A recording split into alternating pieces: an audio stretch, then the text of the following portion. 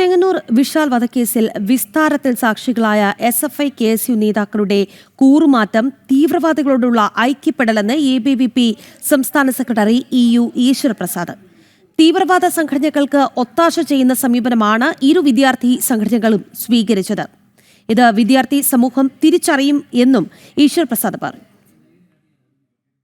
രണ്ട് വിദ്യാർത്ഥി സംഘടനാ നേതാക്കളും ക്യാമ്പസ് ഫ്രണ്ടിന് വേണ്ടിയിട്ട് അല്ലെങ്കിൽ ഭീകരവാദ പ്രവർത്തനങ്ങൾക്ക് വേണ്ടിയിട്ട് നിലപാടെടുക്കുന്ന കാഴ്ചയാണ് നമുക്ക് വിചാര സമയത്ത് കാണാൻ വേണ്ടി സാധിച്ചത്. പണം വാങ്ങിയിട്ടോ വോട്ട് ബാങ്കിന് വേണ്ടിയിട്ടോ ഇത്തരത്തിൽ നിലപാടാണ് SFIയും KSUവും ഈ കേസിൽ നടത്തിയിട്ടുള്ളത്. ഈ കേസിൽ ഒന്നാം പ്രതിയായിട്ടുള്ള നാസിം എന്ന് പറയുന്ന വ്യക്തി, അദ്ദേഹം ചെങ്ങന്നൂർ ക്രിസ്ത്യൻ കോളേജിൽ 1ാം വർഷം പഠിക്കുന്ന സമയത്ത് SFI ആയിരുന്നു. അതിനുശേഷമാണ് ക്യാമ്പസ് ഫ്രണ്ട് പ്രവർത്തനത്തിലേക്ക് മാറിയിട്ടുള്ളത്.